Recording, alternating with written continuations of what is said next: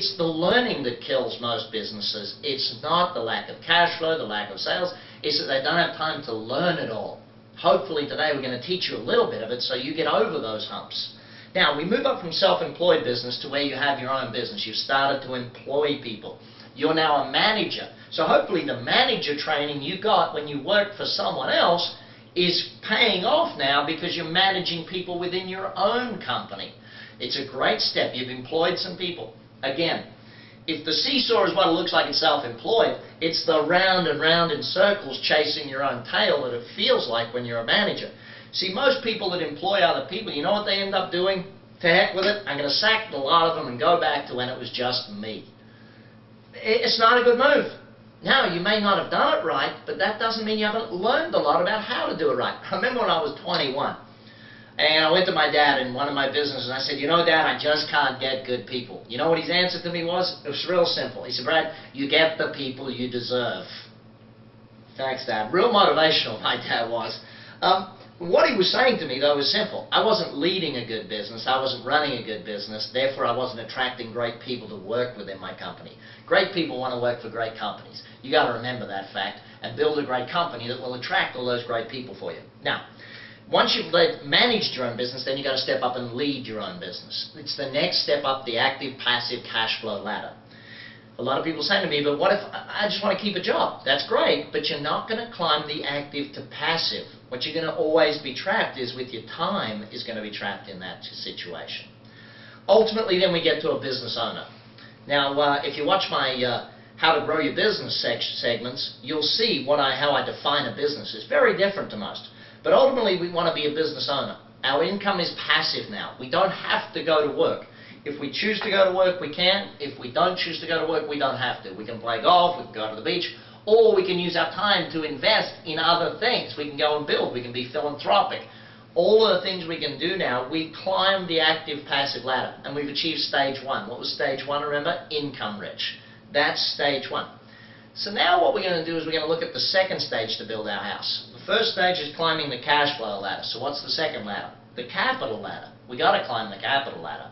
So let's examine what that capital ladder looks like. At the bottom of the capital ladder, you'll see here, we've got buying assets, and at the top, you've got creating assets. Now, assets is part of our capital ladder, so let's examine how and where we do all of that stuff, because there's several different steps to moving it through. So let me put them up on the screen for you. Each stage of doing this is vitally important. You'll notice at the bottom we work through retail, then we go through wholesale, and then we go through selling.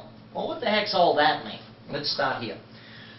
When you go to buy assets, there's three different asset classes you're going to have to learn to buy. Number one, businesses. You have to learn how to buy businesses, how to build them up, and how to sell them up. Next, you're going to have to learn how to buy property, real estate. You're going to have to learn how to invest in that. Now, a lot of people say to me, but I want to leave it to someone else to invest. Listen, you are the best money manager you'll find. No one cares more about your money making money than you do. See, stage one, the cash flow ladder, is about you making money.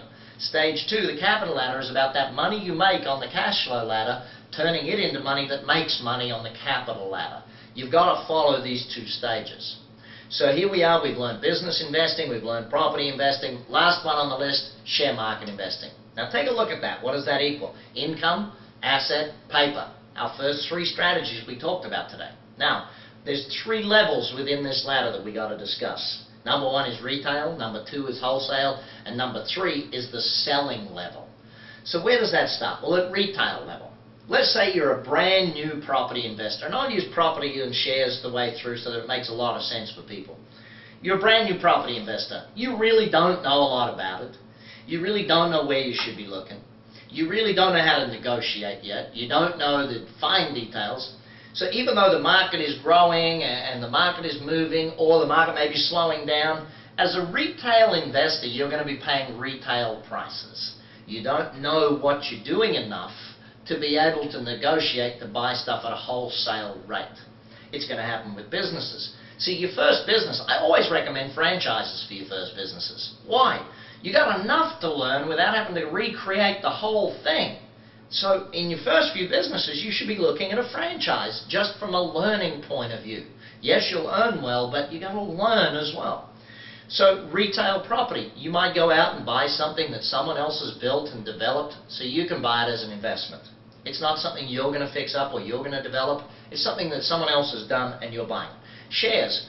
When you're an initial investor, you don't go and buy wholesale shares. You don't get involved in IPOs. You don't get involved. You go and buy mutual funds. You go and put money in your IRA. You buy even certificates of deposit. It is that low that you get to. And the point is you're paying retail rates for those. You're not getting any wholesale discounts. You're not getting any professional investor or sophisticated investor discounts in any of these marketplaces. But that's stage one, retail. Now what's the biggest challenge with retail? You got to learn. You got a lot of learning to do at the retail level. Again, we then move up to the wholesale level. Now you've learned a bit.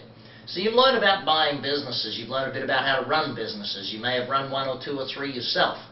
And what happens is now you learn how to go and buy them wholesale, how to buy them at a discounted rate, how to buy a business that someone else has started and they may have messed it up, and you learn how to buy that at a really great rate. My book, Billionaire in Training, goes into that one in a lot of detail.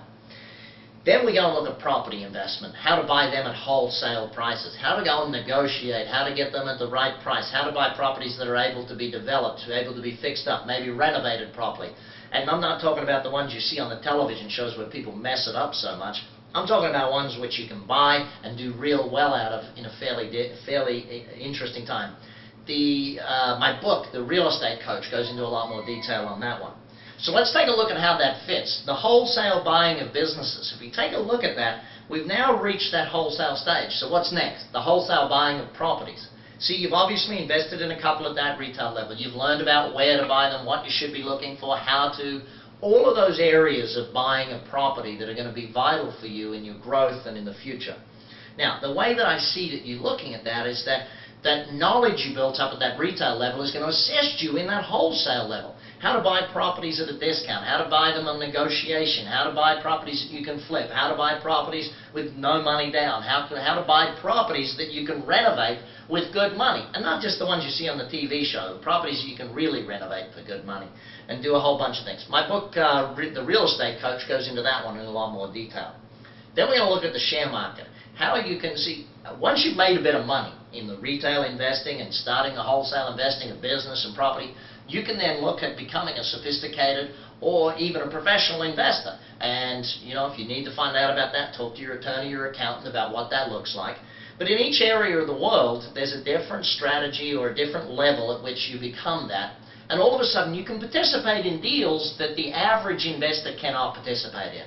Those type of deals are going to give you a discount to the marketplace, okay? And immediately you're looking at a wholesale market, something that you're dealing in wholesale.